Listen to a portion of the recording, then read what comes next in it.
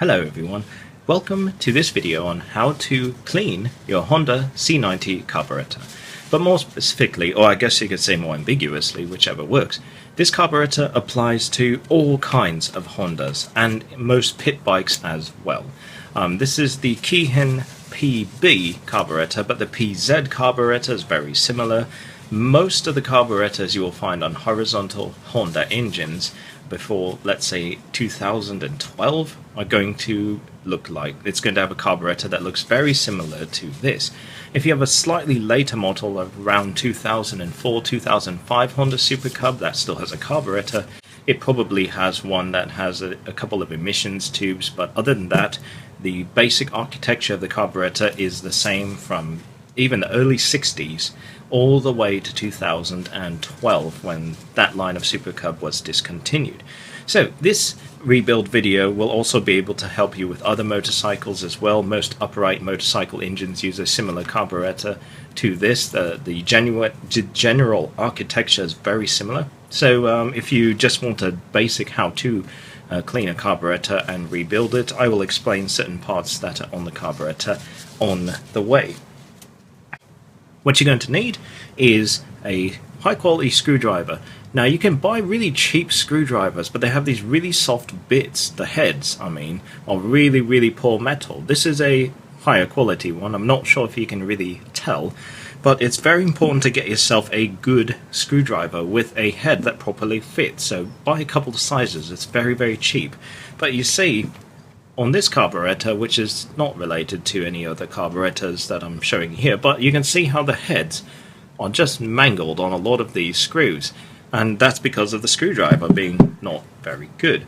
So it's very important, and it will save you a lot of headache if you just got yourself a good decent set of screwdrivers. And also, because a lot of the screws on the float bowl especially can be rather tight, it is nice to have a relatively fat handle screwdriver when you are taking things apart. So that's just something I found that's helpful for me. If you want to clean the outside of your casing, get yourself a fine bristle wire brush, but this is not steel, this is brass. It's hard to tell because it's kind of faded, but this is brass. Steel's a bit strong, I found. It will leave some pretty deep marks in the aluminium, so I recommend a brass wire brush. These things too, I mean, these bristles go everywhere, especially with the fine bristles. So if you're doing this, don't do it over carpet, do it outside. And even then you might end up with pokey bristles in your hair and such. So just a little bit of a heads up on that one. And lastly, required is your wife's toothbrush for cleaning the insides. Don't tell her I'm using it. And if you happen to play guitar, I do recommend getting yourself some strings.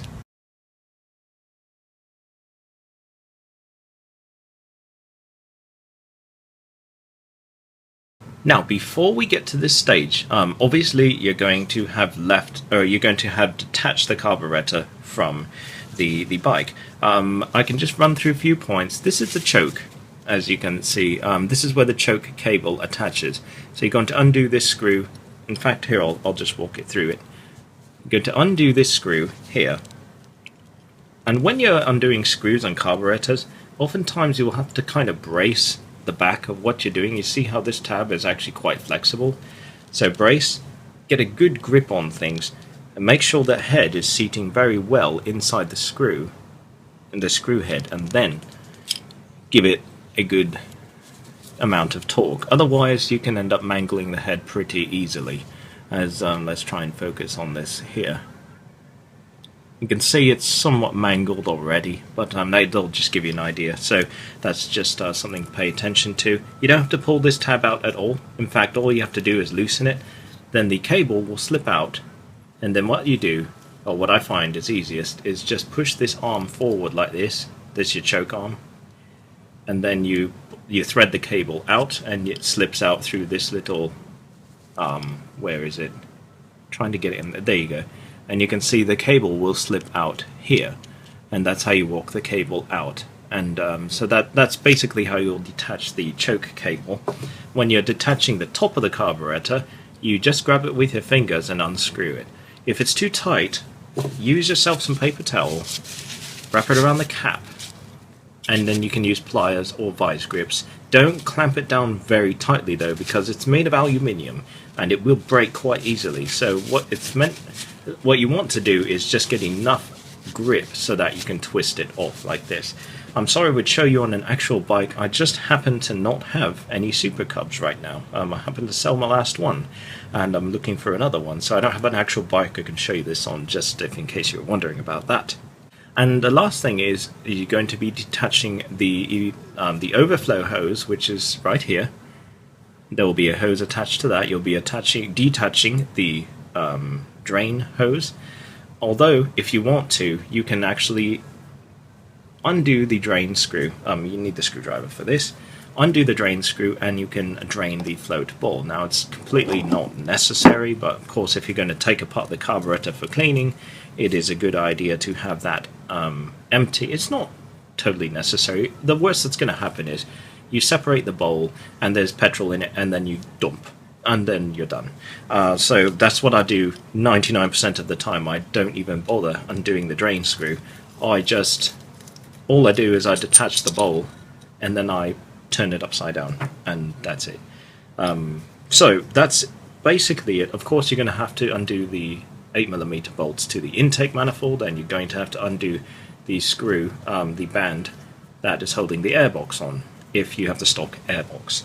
Also, now more specifically to the C90, when you remove this, these stupid little screws they strip so easily because the thread is so fine, and because they are super fine thread, and if you notice the threads are actually cast in to the float bowl, it's so easy that you'll find that these threads have just been completely munched.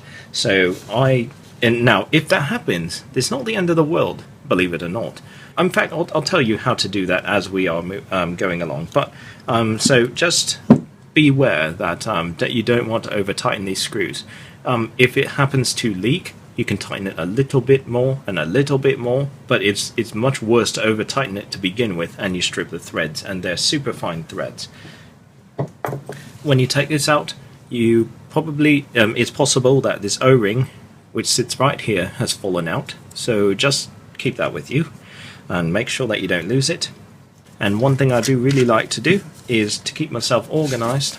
I'll keep myself a bunch of tins, baking tins, and also ones I like to have them available with the lid. So let's say I want to clean some parts and want to soak some parts. So let's say this brass part I want to take off and soak. You can put it in the tin, put some chemical in there, and then you can take the lid, put it over the tin, and just leave it in there so the chemical doesn't dry out and you can soak whatever parts that you want, mainly the jets if your jets are really, really gummed up. Also, whenever you take things apart, it can keep things organized like this. So you can see here's the fuel tap. I don't want to lose it, and I just put it in what I call chronological order, and it saves a lot of time. Believe it or not, mechanics, a lot of it is down to just knowing which part is where, and you always think, I'm going to know where that is. Never happens, guys. So what I do, as I said, I don't even bother with the fuel float the bowl drain screw at all. I'll go straight to the float bowls. That's the first thing I like to do. So get your screwdriver. These screws oftentimes are quite tight for how small they are. So make sure you get a really good grip on the carburetor. Make sure that this head fits very well in the screw. You don't want it to be a loose fitting screwdriver at all, because you can easily strip these screws. Also, I like a really fat handle. A stubby screwdriver is really good for this. And then get yourself a good grip on it, and then push against yourself so that the screwdriver doesn't slip, and then give it a good amount of torque, and then loosen the screw. Go to the other side, loosen the other screw. This one's been drained, the bowl has been drained, but if you haven't drained the bowl, you will actually start to feel petrol running on your fingers. If you don't want that, you can get some gloves. I personally hate gloves, and so I'm not using them here. And this one, see, this one's actually quite tight. So you just, there you go. these screws, it's very easy to strip if you don't get yourself a good grip and a good fitting screwdriver and a good quality screwdriver head. So I'm just going to keep repeating things that I believe are important. At this point, you're going to see now the bowl's separated. It's going to be spilling petrol. So now I'm removing one screw.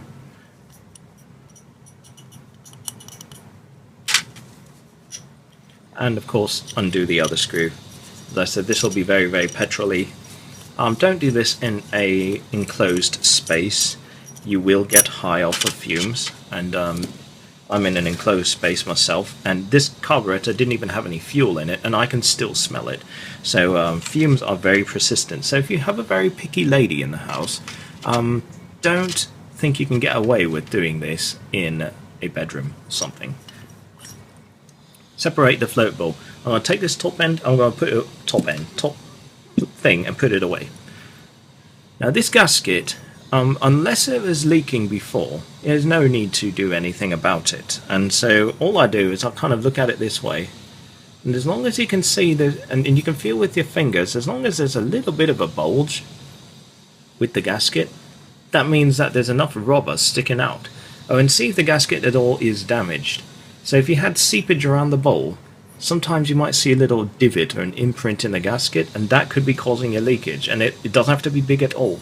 So if you want to, you can replace this gasket. They're actually quite cheap. Now, there's no reason to remove this gasket unless you are spraying the bowl out with carburetor cleaner. Now, when you're using carburetor cleaner, you don't need a lot of it. Some people, they will just take your can, and then they will just spray, like full-on spraying a lot, and that's just hugely wasteful. And I found actually the best way to do it, the carburetor cleaner, is you just squirt a little bit in there, so that it makes a little puddle. I'm not going to do it in this video because I'm in an office, and so, and I apologize if you hear like construction noises and such. My neighborhood's been under construction for the last 6 months, and it's driving me mad. So anyway, you take a little puddle of cleaner, and then you can you use the bowl itself to hold the cleaner, and then you just scrub. Your toothbrush is going to start melting, by the way, when you do this, and if so, just don't be alarmed. That's completely normal. Now, some people might say, well, why don't you just use petrol? And petrol, believe it or not, is actually a very, very good solvent for cleaning things. And it's quite strong, as you might have noticed if you just took this apart and you are experiencing the fumes. So but carburetor cleaner is even stronger. And so just to make cleaning go better, carburetor cleaner is the best way to go. Now this thing will last me. If you use it sparingly, it will last you dozens and dozens of cleanouts. I only keep 2 cans on hand, and I take apart carburetors almost every week. That is not an exaggeration. So make a little puddle and just do a bunch of scrubbing. This little divot in here, you can see right there, that's where the fuel screw seals the bowl. You need to, if there's stuff in that, and or if you seems like this drain screw doesn't quite work. By the way, if the drain screw doesn't seem to be doing its job completely, then there might be 2 things going on here.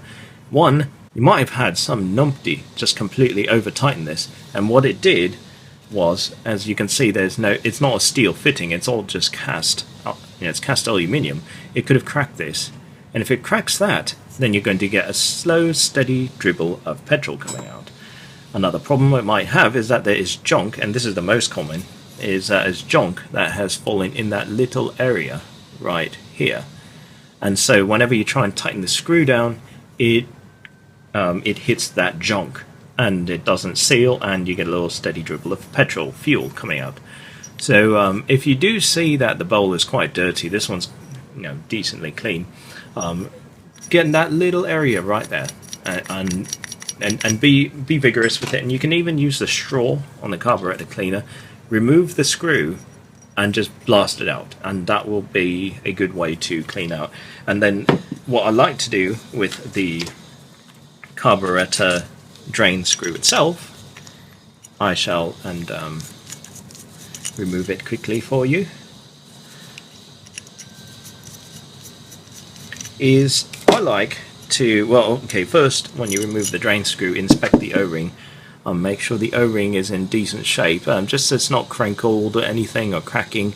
If it is, replace it. Actually, I'll replace the entire drain screw. I think they're about £2 each, $3, excuse me. And the drain screw, it might look clean, but give it a little dab of carburetor cleaner, and then really work in that carburetor cleaner and try and just kind of polish that surface, make it really, really clean. And oftentimes you'll be surprised that it actually stops the leak. So it might just be the dirt, and the needle is a little bit dirty. So that is something to be aware of. Now on our specific motorcycles, this knot here is 17 millimeters, 1/7, as you can see.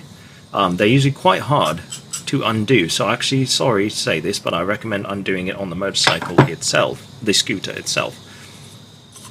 Now, don't get me wrong, I can really brace it like this, and I can usually crack the knot loose. It's up to you.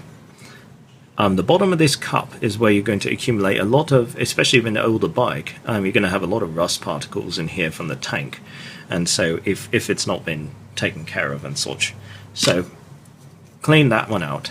This is the moisture / fuel filter. I blast this out with just plain petrol because you don't need a lot of pressure. Also, carburetor cleaner tends to destroy these kinds of rings, and so that's why I don't like spraying this unless you want to remove the ring, but it's so easy to stretch too. So I get petrol in a squeeze bottle, and I just give it a good thorough blast with petrol to clean this out. Obviously this one's clean, so I'm just showing you how to access the parts. And it's almost always the case that the O-ring gets lodged in there. So if you want to do like a complete, for whatever reason, you just want to blast every single crevice out with your carburetor cleaner, remove the O-ring.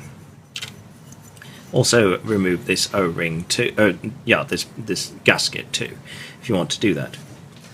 Now, when it comes to the float bowl, if you want to if you want to throw it away, if it seems to be a steady dribble and it's cracked, or it just doesn't ever seem to seal up, and you've tried yourself a new drain screw and it hasn't worked, it could be the housing itself is actually worn out. And in that case, there's really not much you can do, because if you try and use epoxy, it gets dissolved quite quickly by petrol and it just leaks again. But what you can do, believe it or not, is you can order a PB or a PZ carburetor bowl from China. And I'll say China because that's, of course, you can order from like a CMSNL or something like that.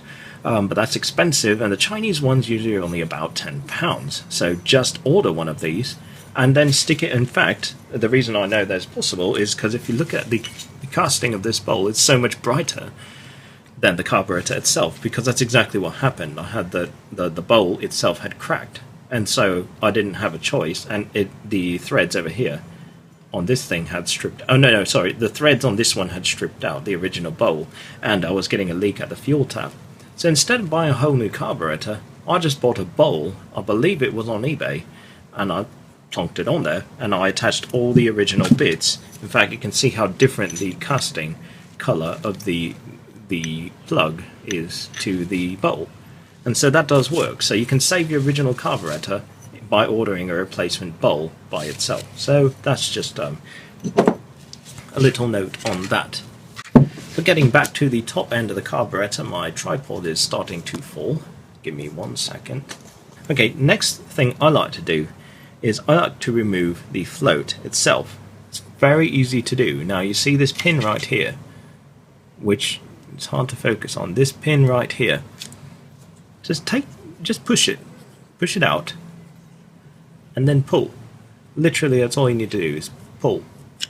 See? And then grab the float bowl and pull. Well, I mean, it's not. You don't have to pull hard at all. Just take the float bowl out.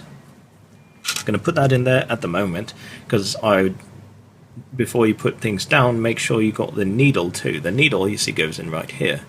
I'm so sorry for the camera. It's just, hey, there you go. Now you're starting to work. The float needle sits in here.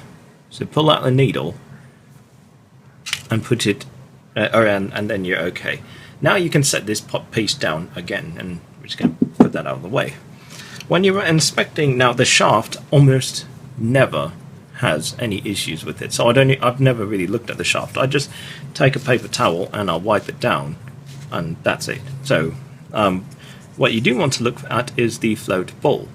Most OEM C90, more recent C50 Super Cub carburetors, and remember when I say C90, that means pretty much every single horizontal Honda engine, they're going to use a non-adjustable float bowl like this. It's going to be orange, and it's going to be, well, non-adjustable.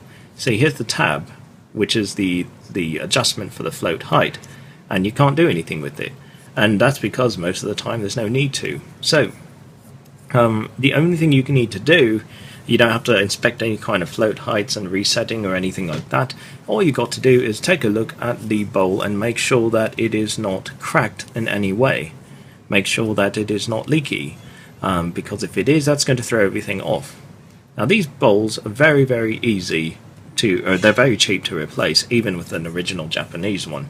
So if you're looking at it and it looks a little bit old, and it doesn't look like it doesn't look healthy, doesn't look shiny, doesn't look like it is relatively new, you can just get a new one if you'd like. The float needle, when you're inspecting it, make sure that little rubber tip at the end is not what I'll call impacted. Now if the rubber tip looks a bit like this, and I'm going to draw it for you.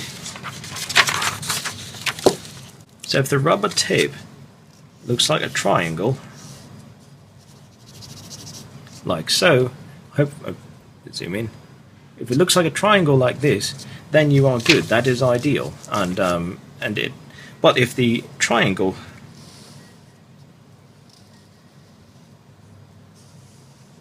looks more like this, you see how the edges are relatively flat on this on that needle. But if you see that the edges are slightly bowed inwards like this, that means that the needle is technically impacted, which just means that it's gone up and down so many times that it's actually compressed the rubber. Soon you are going to start experiencing leakage at the float bowl. The bike is going to start running rich because it's going to be flooding, and that is not very well. That's not ideal.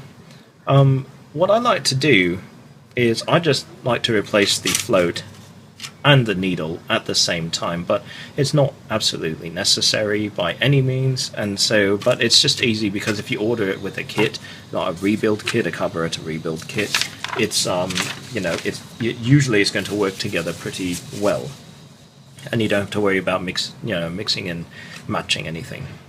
Now that's it with the float bowl and that. But if these look fine, then you can just go on. You can just scrub them down with your toothbrush and a little bit of petrol. You dump a little bit of petrol in there, give it a little scrub down. If your bike has been sitting up for a very long time, let's say months and on end, yeah, okay, I do recommend cleaning all this stuff, because you might have some varnish, you might have some bad petrol that's gone sour that gets stuck to the inside of everything. So yeah, I do recommend scrubbing that down with petrol, fresh petrol. If your bike has been sitting for a very long time, like years, and just to make sure every surface is clean. That is good practice. But if it's just taking it apart to clean the jets out or something and blast it with a little bit of carburetor cleaner, not necessary at all. But it's up to you. You be the judge. If you have a fairly old carburetor, let's say, I don't know the exact years, but it's probably, if it's over 30 years old, you might actually have a pilot jet or the idle jet, which is not removable. But actually it is removable. You've got to take some pliers to it, and it's a little bit more difficult to do, but you can take pliers out and then you can press it back in. So that is totally possible to do, but usually they don't make jets for those.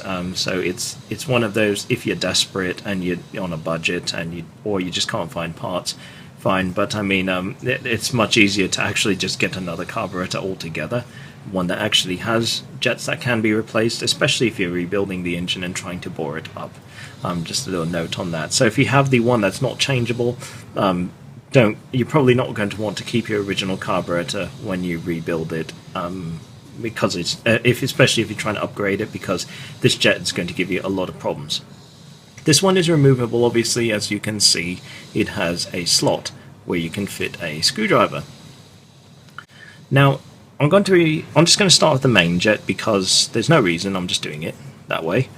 When you're removing the jet though, make sure you really get a good grip and you seat the screwdriver flat like this. If you're at an angle, you really can munch up these edges, and it just looks kind of bad. In fact, I think if you see, even being careful, you can see there's a little bit of damage to the edge of these teeth. These are made of brass and they are incredibly fragile, so just be careful, and make sure that you seat the screwdriver nice and flat. So nice and flat, get a good grip on this side, good grip on this side, and turn. Now let's see what happens. Okay, now you can see that the jet, the entire assembly, cracked, and it is moving like that, see? But if you look, and I did this on purpose, you can see that the base is kind of brown but the top is really, really shiny. And the reason that is because that little top piece actually comes out it comes out of the housing. So now let's unscrew this and set the base down afterwards. Now you can see that it looks well, this is the barrel that the needle goes down, and this is the main jet that goes into the back of this. Now I'm going to separate it from this needle jet. Now sometimes it comes out all together, and sometimes this main jet comes out by itself. What you'll have to do is get some pliers, and I recommend wrapping the base of the jet like so, and then grabbing it with the pliers and twisting it out, because as you can see, the edge of this one, even when you're trying to be careful with paper towels, you can still ding up the edge, as you can see like that. Now it won't affect running at all. It's just, I just like doing things slightly, I like doing things as best as I possibly can. So here you can see I've gripped the jet with some pliers, and I'm looking through the viewfinder trying to, there we go, and then seat your screwdriver nice and tight in there and give it a twist. In fact, here it's actually slipping. Yeah, see, that even hasn't worked. Okay, let's try it again.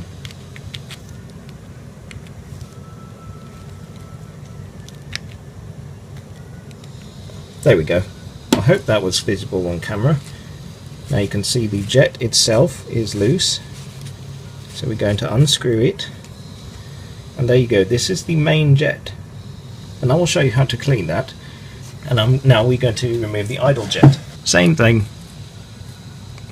Seat your screwdriver well. This one was actually very loose, and you can unscrew it, and those are your jets. So cleaning out the needle jet, this is how I like to do it.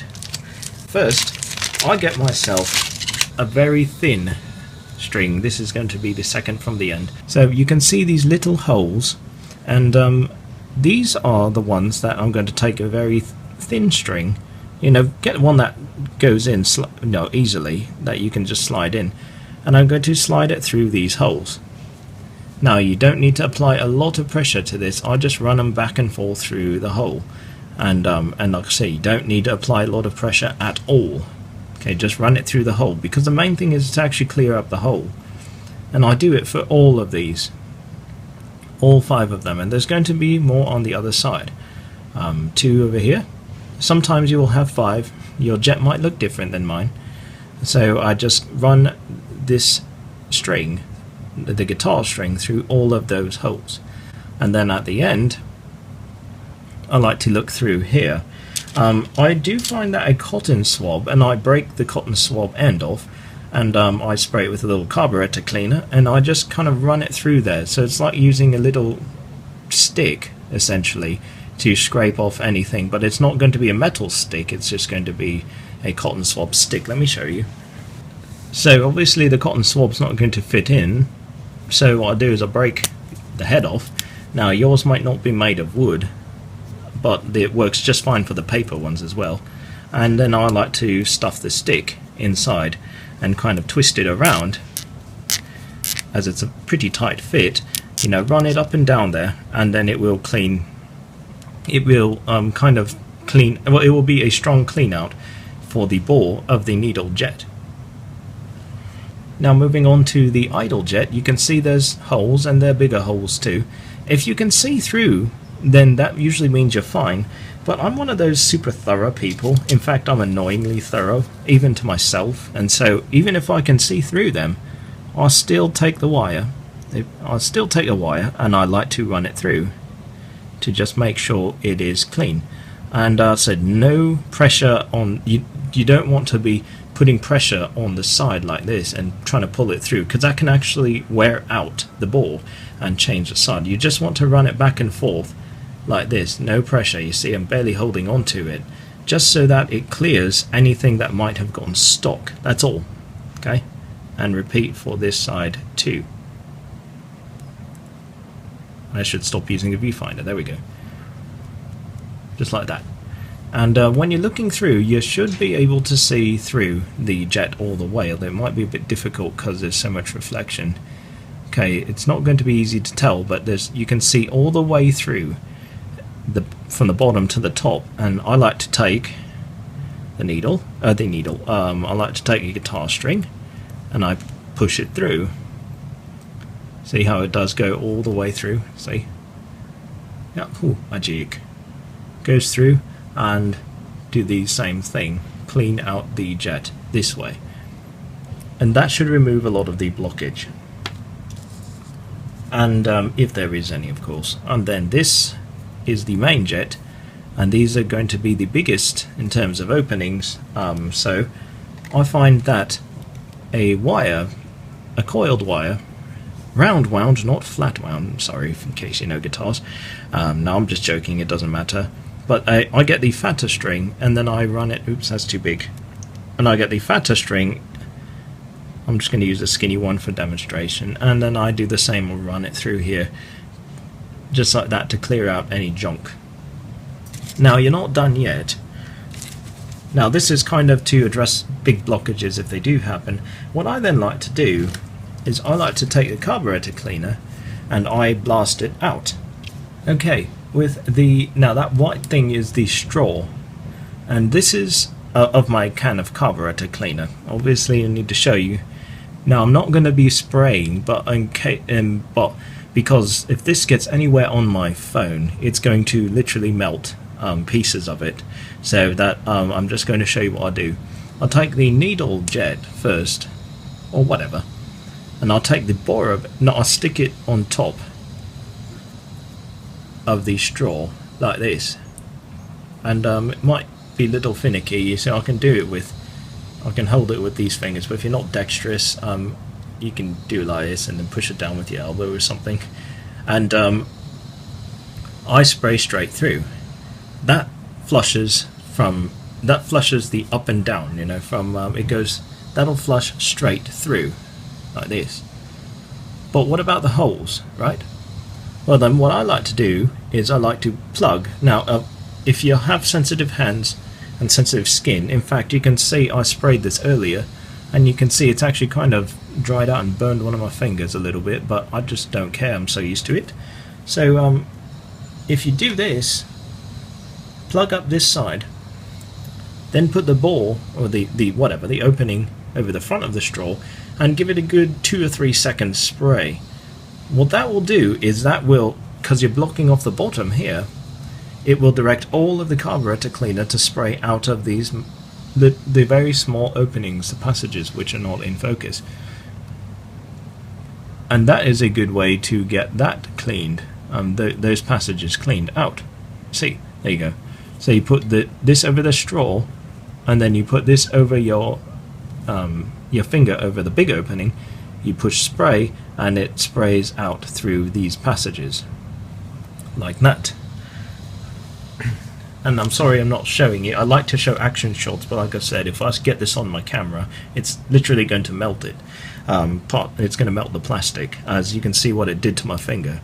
And that was actually literally spraying it just so I could attach the top because the top had come off. So I just put this on and I sprayed my finger and it did this. So that shows you how strong this stuff is. Anyway, and then what I like to do is I like to do that same process over, you know, pick through, poke through with all of the passages, and then go through with the Q-tip or the cotton swab, whichever you want to call it, again, and then I do the same flush through this way, and then I do plug the end and then flush for, you know, 1 or 2 seconds, and it will clear these again. And that's 9 times out of, actually I'm going to say 99 times out of 100, that has completely undone every single blockage I've ever encountered with any jet, regardless, unless it has been super caked on with junk. And there's a very, very thorough way of cleaning a needle jet. That's how I like to do the needle. The main jet is not that big of a deal because it's only it's a big ball, quote big ball. Just stick this side on, and by the way, it won't make a good seal. It will spray, so do wet eye protection unless you are lazy like me, and then you don't spray, and it will spray out the bottom. No need to do it both ways, and it works just fine. And then for your idle jet / pilot jet, I do the exact same thing as the needle jet. I put it on the straw of the carburetor cleaner, give it a spray, but then I plug this side. But it's not going to be, you're not going to be able to seal it all the way, you can see, because there's 2 passages. So I plug that side, and then I give it a couple of seconds. When you see it spraying, you will see a very, very consistent stream coming out. That's how you know that this is probably very, very clean. And that's how I clean the jets out. Okay, now returning back to here, now I could tell you that you can remove the choke plate like this by undoing this screw, undoing this screw here, popping off the cap and sliding this out. But I've never ever seen a real problem with the choke. But I do live in warm climates, so the choke's rarely used. So that could be totally my experience. I come from southern Japan, so that's just, I mean, I almost never use the choke unless I go up north, and it's usually too bloody cold to actually use a motorcycle up north, so that could be why I never see the choke. Seem to have any problems with the choke, but I'm going to show you how to take it apart anyway, but I'm just telling you my experience. So as with all things, make sure you get a good grip. Oh, that came up quite easily. This carburetor's been taken apart probably 20 times. This screw, take that out. Oh, I don't like to use that same okay, there you go. Now this plate is attached by this peg in here. Let's get it focused. Meaning it's held in right there. So it's not really going to slide out just yet. So what we need to do is you need to pull back the lever, see, with your thumb, hold it. That will bring the choke plate in, not like this. That will bring it so that you can get to the screw. But this screw, it strips so easily. So take your time. Oh, you see that I'm slipping. Look at that. I kind of munched the head, and I'm telling you to be careful. I don't know if I'm going to be able to get this off. Nope, that's stuck on there. So if you're going to remove that, you're either going to have to drill the head off, or you're going to have to get yourself some really strong pliers and really sandwich the head on and pull that out. I'm sorry, I was going to show you how to take that apart, but it's not going to work. But I will tell you the rest of the steps to the best of my ability without being able to show you visually. Essentially what you do is you open that choke plate, or close the choke, I guess. So you close the choke, you undo the screw, and the plate's going to come off. So you pull the plate off, take the screw out, and then you can slide this entire assembly out. It's just a rod, you can see the rod, like that. You just slide all of it out at once. This screw is going to, this spring is going to kind of boing out, and you can see it's attached to here. So it's going to kind of go, twank, like like every spring does when you release its tension. Other than that, there's nothing really special. Oh, sorry. And if though you want to take out the rod for any reason, let's say you want to replace the rod, what you do is you gotta pull this cap off. In fact, I can do that for you here, like so, and then you can slide the rod out from here. And then if you need to replace the rod, which is kind of weird, you just put a new rod in and snap that cap on. That's how the choke mechanism works on the PZ. There's a wire choke, but the manual chokes, they just have a lever, like a little thumb lever that comes out a little further, and it's the exact same thing. Now, normally when I clean out a carburetor, I actually I get to this point and I stop, because there's not much else to do. I will spray a paper towel with carburetor cleaner. I'll kind of wipe out the inside like this. I will wipe out the inner bore. Oh, this is a tiny bore. This is a C50. Well, excuse me. Sorry, it's exactly the same for a 90. I just forgot that this was a smaller carburetor. Okay, so anyway, and you clean out the inner bore like this. That's not totally necessary by any means. I'll just do it because it's right there. But I will show you my favorite way to do things, and then I will show you a even more thorough way of doing things. But I'm going to tell you that this way is sufficient 99% of the time, even with really gummed up carburetors. So the first thing, oh yes, sorry, forgot one last part. There is a center piece to the carburetor, to the needle jet, and it might actually, it almost never falls out, but I'm going to take it out so you know what it is, because I've had it fall out once and I didn't realize, and I put it back in. It's this thing that goes into this hole where the needle jet is, needle / main jet. The small end goes in first, and it usually doesn't seat actually when you drop it in like that. So when you're putting, it actually has to be kind of pressed in by the needle jet, and then you can see it's not going to come out again. But if you're spraying it with carburetor cleaner, it's possible you knock it loose and it falls out and you don't notice. So I wanted to tell you that there is this part right in there, and that if you're going to be really going to town on the carburetor, it's a good idea to clean it out.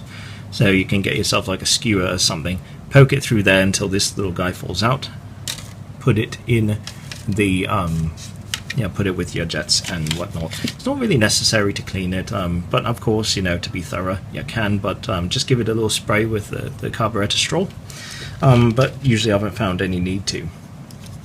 Okay, for the base, when you're cleaning this out, the first place I like to do is I like to spray through the jet holes. So I'll go like this and I give it 1 or 2 second spray, and it will, don't be looking at the carburetor like this, because carburetor cleaner will come right into your face, okay? Because that's where you can see the tube. You see where the exit is, and it comes up to here, and that is where your idle jet is. So when you spray carburetor cleaner, it's going to come up through there and it's going to come out here. So don't be looking at this. It's going to be looking like down a barrel of a loaded gun. You're going to end up with a face full of carburetor cleaner. It's very bad. So spray through here, and I'll just give it 1 or 2 seconds. Or if you want, you can come in through the front and spray here. Then I'll do this. You can spray here. No, but you notice the main jet hole, it goes straight through, so it's not very helpful to spray, because if you spray through this, it's going to just go out the top. It's not going to hit anything. So really, it's not actually that necessary. You can just kind of spray around, but it's not much that's going to happen if you do that. If it's a super gummed up carburetor, of course, spray around, use your own discretion, but I'm just letting you know that you can see straight through it. It's going to just go straight out the top of the carburetor, and it's going to be a waste. If you really, really want to, you can spray, the inside bell, spray the choke plate and such. And if it's, like I say, if it's been super gummy, if the bike has been let up for a long time, spray all over here too, and you can even scrub it with, so you can go scrub over it with your wife's toothbrush. And after that, because that will remove a bunch of the varnish that's stuck on the inside. To aid you as well, you can use some paper towel, do a bit of wiping down like this, wipe the tubes, wipe pretty much everything, spray through the float needle hole, not sure if I said that before, and that is literally, I don't know why I just said literally, and that is what you pretty much need to do to clean out every single passage of the carburetor. Now, at this point, if you want to really give it a good scrub and a clean out, you can. I'm not going to do that here. No, what I'm going to do though is I'm going to show you the idle and the pilot screw, because sometimes people like to take everything apart and they have no idea how to put any of it back together. So I'm going to take this apart for you, because I'm just telling you, because that's the way I used to be. So I'm taking out the pilot, the air screw. This is the air bleed screw. There's no reason to clean this. I find 99 times out of 100, and yes, I've actually taken apart probably 100 of these carburetors. I find there's no need to take this out. But in case you want to, let's say you took it out. This is what your air bleed screw looks like, and this is what the spring looks like. And the only real thing you really need to do, if you want to do anything to it, is spray some carburetor cleaner, just a quick burst. Take a spring out, and just wipe down the surface of the air bleed screw. Hey, this is actually kind of thorough. I'm happy now that this is my own carburetor. And with the spraying, I don't like holding it and spraying it because of course it gets all over your hands, so I hold it like this, kind of spray between the springs using a wife's toothbrush, scrub that out. When you're putting it back in, I will tell you, be careful, because it's easy to strip the case and it's easy to break these threads, so be very careful when you're putting this in. Let it sit like this and try and just finger thread it in. See, like how I'm doing. Don't use a screwdriver at first. See how easy that's going in? See that? Yeah, so it's going in super easily. That's what you want at first. Now I've got it like 2 or 3 threads in. That's how you want to do it. In fact, actually, if you can, I'll take off the handle, and I use just 2 fingers to screw it in all the way. So this is your air bleed screw, okay? Alright, now it is, once it goes thunk, do not put any more pressure than this, your fingers, okay? Don't want to tighten it more than finger tight. Now, this is your base idle setting. This is for a stock bike, by the way, so if it's modified, this will just get you in the ballpark. And it will start this way, so if it doesn't start, that means you've got other problems after you've taken it apart and put it together. And do it half of a turn, another half of a turn, and then I do a quarter, like that. So by measuring, I go half, full turn, and then a quarter. That's what I'll do. And if you're going to take apart this is your idle screw. This is what contacts the slide.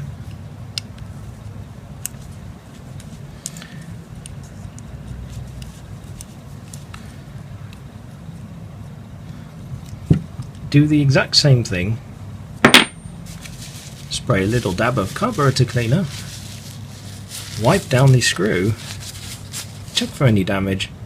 Wipe it off. This screw is good, obviously. This spring is actually quite dirty, so I'm going to clean it. Spray the spring with carburetor cleaner. I'll do that later. And when you're putting it in,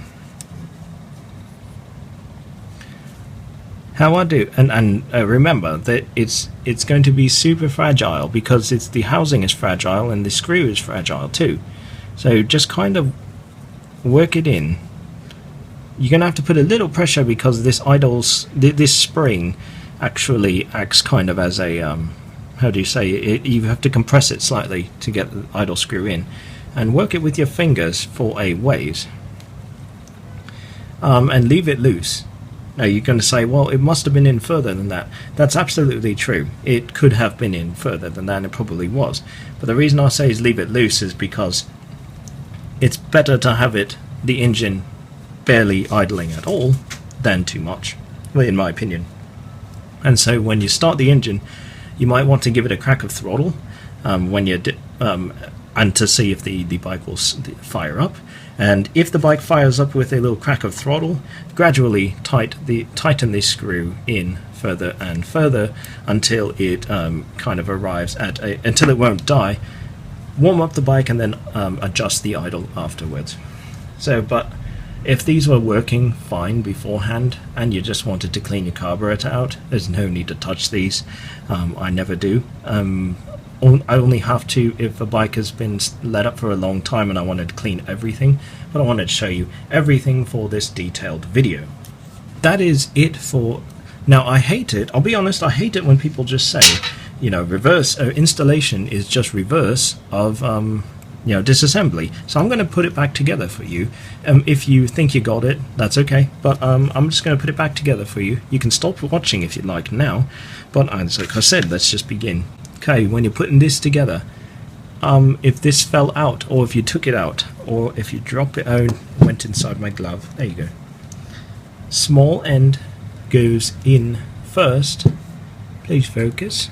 Small end is going to go in through this hole right here, the bigger one, in the center. Now it's not going to fall in correctly, so don't just turn this upside down to see if it went in, because then it'll fall back out. What you need to do is take a needle jet and you have to start working it in. Now you have to start screwing the needle jet in. Do it very, very lightly, because if it gets bound up on anything, stop and then try it again. If the thread's a little bit dirty, clean out the threads, and if that helps, then that is good. Okay, you don't need to tighten this with pliers or anything, and I'll show you why. But before you do that, look through here, and if you can see a little brass nub, see right here, sticking out, then that is good. That is what you want. That is the guide for the needle, and that means it is sitting correctly. Sometimes it doesn't go in all the way, or it gets stuck on something and you don't see it sticking out, and that is not good. Next, take your main jet, put it in here, start thread everything by hand at first, and just seat it down like this. I will get back to this, but take your pilot jet now, and I'm sorry to say it before, wash your hands if you got dirt and grime, especially if you're working on a dirty housing. If you got dirt and grime on your hands, wash them, okay? Because you can very easily spread grime and dirt back on the carburetor needles, carburetor jets, and that's just stupid. So thread this in. Sometimes it gets a little bound, but as you can see, it's not requiring a whole lot of force. Okay, now how tight do you put these jets in? Very loose, but not loose as in you think it's going to fall out. But I'm a very small, you can see, you know, so look at no real definable muscle here. And this is my right hand, I'm actually left-handed. 3 fingers, and maybe like just a little bit of a cinch like that, just to feel a little bit of a cinch down, and stop. That's all you need. And you can see if we tighten the main jet down, and be careful, it's easy to slip, so make sure the blade sits very flat in there. It's going to be tightening both the main jet and the needle jet together, so you're going to get an extra, not extra turn, but you're going to get more of a turn out of this one. And just until it feels a little bit tight, and then just give it kind of like a hand cinch, you know, like not very hard at all, and that's all you need. That's otherwise you risk stripping the jets, or you risk damaging the case. Okay, next part. This is a little bit tricky if you don't have dexterous hands, so I'm going to show you the way I find easiest. Take your float bowl, take a needle, and you see this gap between here and here. There's going to be this top tab, which will take me another 15 years to focus on, so bear with me. 12 tries, there you go. You see there is a tab right there. In fact, I'm going to slide the needle in. Okay, you see how the needle goes in between the tab and the housing, you see? Kind of like that. It's the best I can show you. See, in there. That's where you want the needle to go. And the needle stays. You see that? So the needle goes in like that. Then what I do is I hold the carburetor base like this, and then I guide the needle in. Where's the camera? There we go. I guide the needle in to there, just like that. Okay? So you see how I guide the needle in with the bowl. And then you can let it flop like that. Now grab the rod. And the rod's going to go into this hole right here. I'm going to go through the back. And I can start the rod through the hole. And you see it's staying there. And then I can start to align the float bowl, I don't know what you call that, but where the rod goes, you can start to align it with the hole. And then once it's aligned, start pushing the rod through. See? Now it's through. Now it's probably going to get, no, it didn't get stuck on the other end. And then I like to push it to where it sits like that. A little note, if you look at the float bowl, okay, this is, if you look at it and you kind of, like you're perpendicular to it, so the carburetor is perpendicular, parallel to the ground, and you're looking straight at it, the float bowl is going to look about like this. You can push down on it a little and it'll spring back up like this. That is appropriate. If the bowl looks like that, that's a problem. It's probably a problem with your needle. And if the bowl looks like this, that's not normal either. It usually sits just a little bit sloped down of, I guess what I could say is parallel or flat to the floor when you're looking straight at it. Now when you are putting this together, this might look like it could go on a lot of ways, but it actually can't. The way that you know it goes on is you see this hole like this, and it's got that little ball on the end. Not all of them do. Some of them are just like a flat casting, but it's got this little hole. That is where this hole goes. And the reason that's where the hole goes is because that's where the fuel comes in. See, this is from your tap, from the fuel tank. It fills up and it goes up that hole, goes into this hole, and then it comes out through the carburetor needle. If the float is down, it opens and it lets fuel in. If it's up, it closes it off. So you're going to align that hole with this hole, like that. I'm going to have to go at it straight like this. And sometimes this little overflow needle thing here, it's got to slide in between here and here. So it's going to be a little bit fidgety. I hope that you understand what I'm doing. So this rod goes in between here. You can actually see barely how it's in front of the jets, but it's behind the float bowl, so to speak. That hole is going up here. Now when you are doing this, keep it as flat as possible and make sure that there's a little bit of spring. You know, I'm kind of pushing against the gasket. There's a little bit of spring. If it feels like the two bolts just clank together because of metal, rather than have a little gasket in between them, that might be a problem. Your gasket might have collapsed. But if it seems to fit together like this, you can hold it together, grab your screw,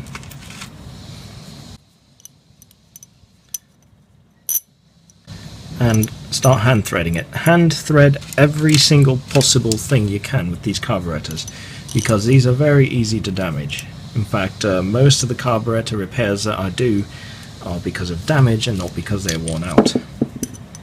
See how I'm doing this? Very, like, no handle or nothing.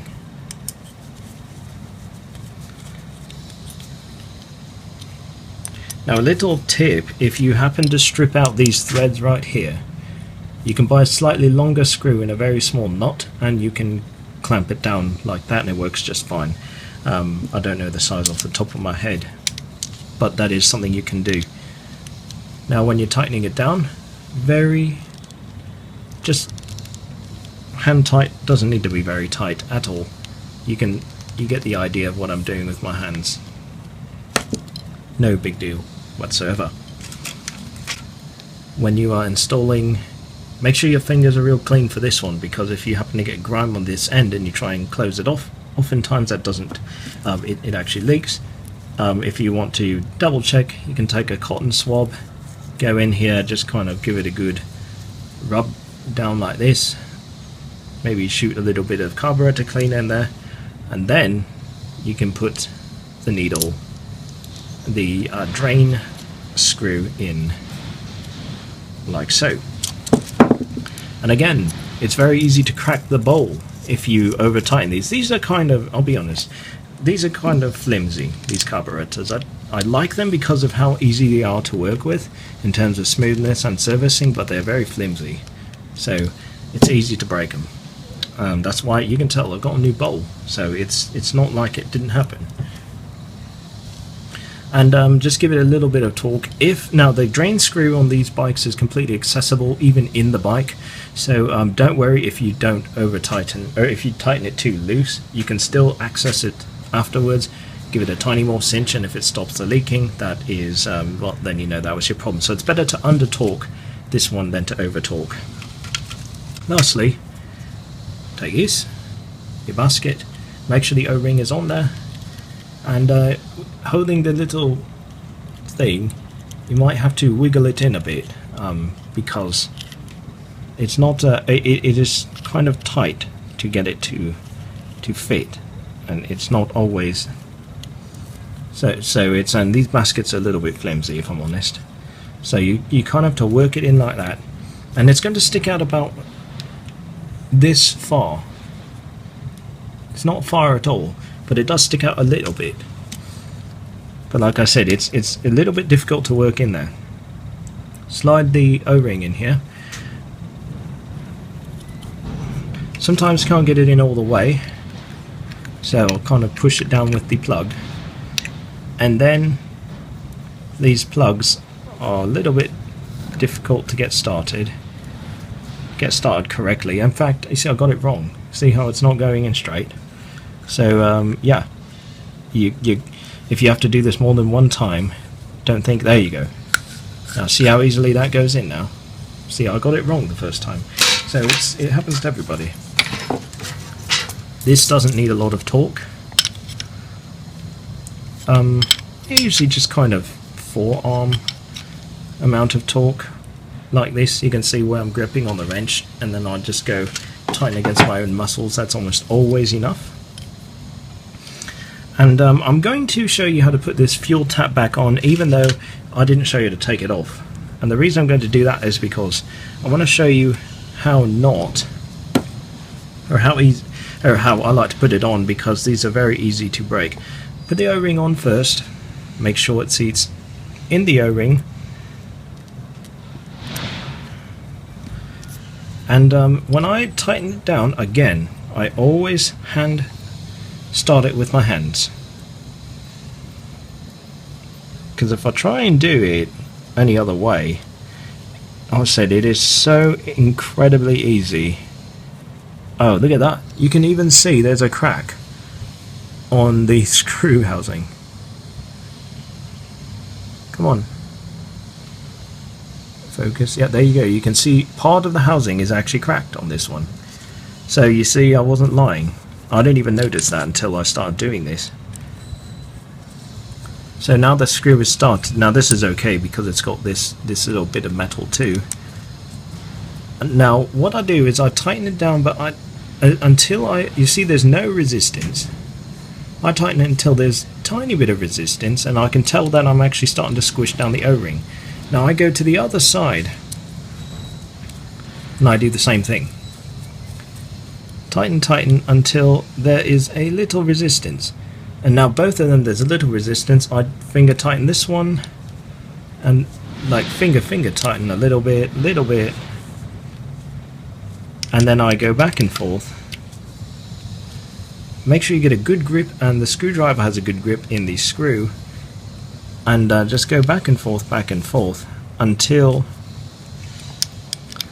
you feel that it is sitting flat. And you want it to sit flat. It's so easy to get it to not sit flat, and I've done it many times when I started working on things. And so you do that until it's getting flat, finger tight. Then I put the handle of the screwdriver back on, and then I usually get about a quarter turn, maybe this one, yeah, it's about a quarter turn more, and then this one I got, yeah, about a quarter turn more, and that is as tight as you ever need to go on these. Now if it starts to leak even more, or if it starts leaking, that's too loose, and so give it a small more tightening. If it keeps leaking, it might be a problem with the bowl, it might be a problem with the gasket, it might be a problem with the fuel tap, but these screws are very, very easy to strip, so I wanted to show you how to put that on so that you don't encounter any issues. The only other thing I want to show you is that while you're putting the slide in, it's going to be attached to the cap as well, but you see this rectangle thing, that is going to go in the same side as this screw. That is your idle screw. So the rectangle the same side as this. Why is that? Is actually, if you take a quick look at it, it's actually at an incline. See? So it's at an incline. Oh bloody hell. And what that is the screw, the further in the screw goes, it contacts the incline, actually pushes up the slide. That's how an idle adjustment works, is the screw goes in and it pushes the slide up, which effectively is holding the throttle open more. So that is the side that goes in it has to go in on the same side of the screw. If you don't do that, and you put it in backwards, which I have not done before, no, I promise I've never done it before. If you put it in backwards, some carburetors won't let you do it, I don't think this one will let me do it. If you put it in backwards, oh it will, look at that. What will happen is it looks like it goes in, but then it's actually wide open throttle because it is it's not seating correctly. So that side is going to go in with the idle screw side, and when you're tightening the cap down, it's very easy to get it crooked, so be careful and aware of that. It's about to rain and I'm going to have to turn off, otherwise I can't hear myself speak anymore. So I hope this video was helpful to everybody, and anybody who needs help with working on the carburetors on their small Honda, I'm Mini Motorman, and I won't see anybody, but I will till next time.